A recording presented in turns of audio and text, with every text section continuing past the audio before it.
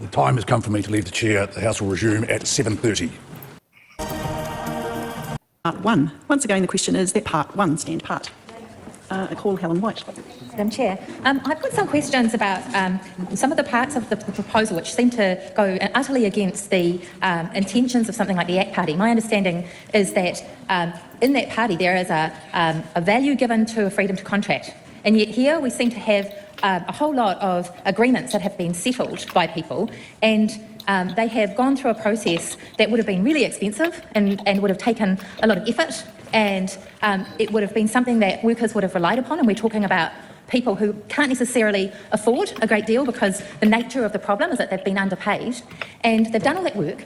They've come to an agreement, and my understanding is that the proposal put forward by the Minister is to jettison all that work, to basically break those contracts and agreements by overriding them in this piece of legislation.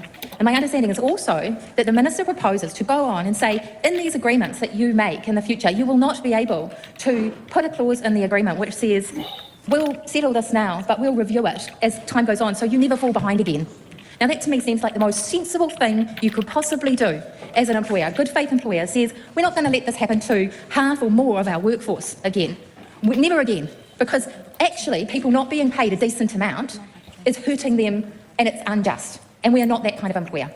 And so by making those agreements for regular review, that's what they're doing. And yet here, I understand the proposal is that we're not going to do that anymore. We're not going to allow people even the freedom to make those kinds of decisions themselves about how they will manage a problem that's ingrained in our society, that we've recognised as ingrained. And I also wanted to ask the Minister about the history of this, because again the same issue is in play, I think, of understanding in the context why this is so devastating for people. Because my understanding is, and I had a mother who worked as a teacher in the 1960s, she was paid a quarter what the male standing next to her was being paid for the same job, because she was paid as a single person and the male was assumed to have a family of 4, and the rate was set to actually be for the family of 4. So along come the 70s, where my mother has worked her socks off and not been paid. There is a piece of legislation put in place which says you must be paid equally. Nobody really does anything, doesn't notice, don't actually act on that for quite some time. Then someone comes along with the bright idea of actually enforcing something in the law. They hard won it. They absolutely hard won it. We come along as a legislature and we say, right, we are going to look at this again. We're going to make sure this works in a different way. Trust us. Trust us. This is what we're doing today. We're going to compromise your rights. We're not going to let you all just go through the courts and make your decisions or get the court to look at this objectively and decide if you've been paid the right amount. But trust us, we're going to put in place a formula that works for you and works for us, because it was already a compromise. And my understanding today, Minister, is what you are doing is compromising on a compromise on a compromise, and you are again eroding the justice. Sorry, Madam Chair. The Minister and the government are again looking at eroding a fraction of the rights of the people involved here. So I would like to know, was there any kind of historical analysis of the loss that actually accrued to the people whose claims are now being compromised again? Was there any advice given to the Minister of the actual amount of money that those people are out of pocket because they've been treated badly over years and years? And was there any analysis of what that did to the rest of us who have to pick up the pieces when women cannot save enough money for their retirement? Because we know the member's time has expired. Thank you, Madam Chair.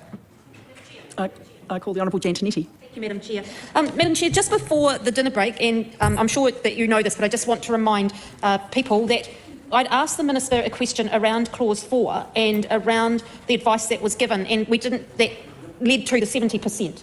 And what I really wanted to know was what other advice, because as a Minister you do get alternate advice, what was the alternate advice that was given and why didn't the Minister go with that?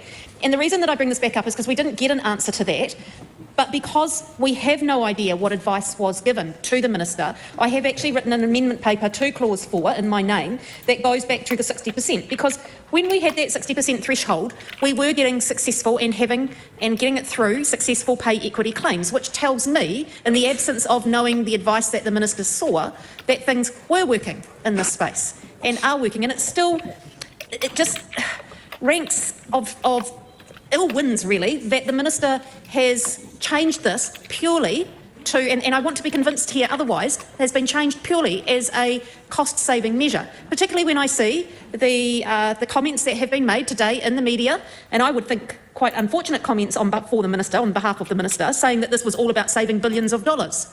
So I would really like to know what advice, alternate advice, was given to the minister other than that 70% threshold, and why did she not choose to go with that?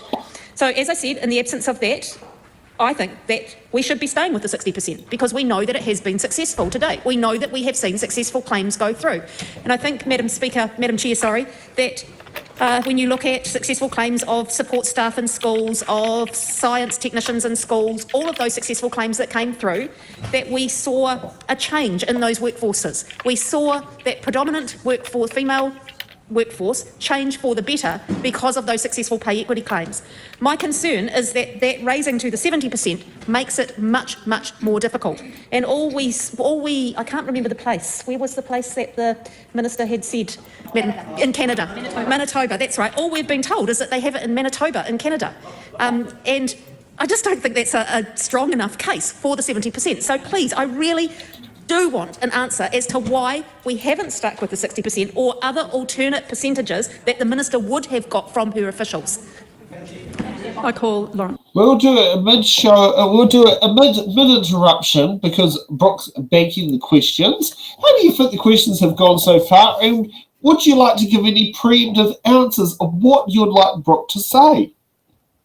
I would like to know why Brooke is so obsessed with Canada, more specifically Manitoba.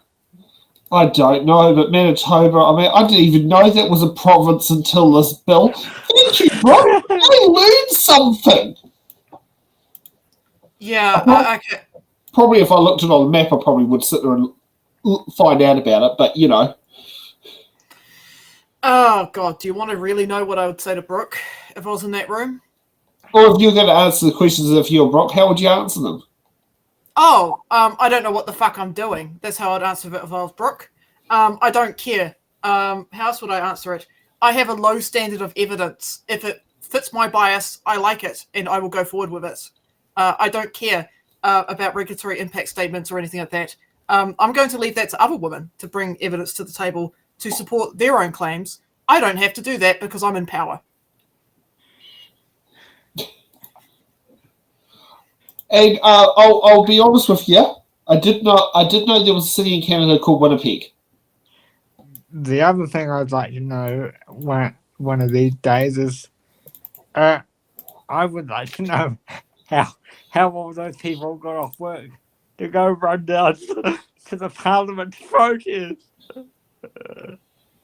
Oh, I think Brooke will be trying to slip under an unmarked corporate cab's car from the underground car park that no one can see her leaving behind the tinted windows. I don't know. Wouldn't those ladies taking time off count as a partial strike? Thanks to Brooke. Oh, God, yes. Yeah. Did they just say to their bosses, I need to go now? Or something? No, it's just like, hey, pay equity's just being shot in the ass. It doesn't matter. We're going anyways. There's nothing you can do. We're already screwed as it is. We might as well go and protest.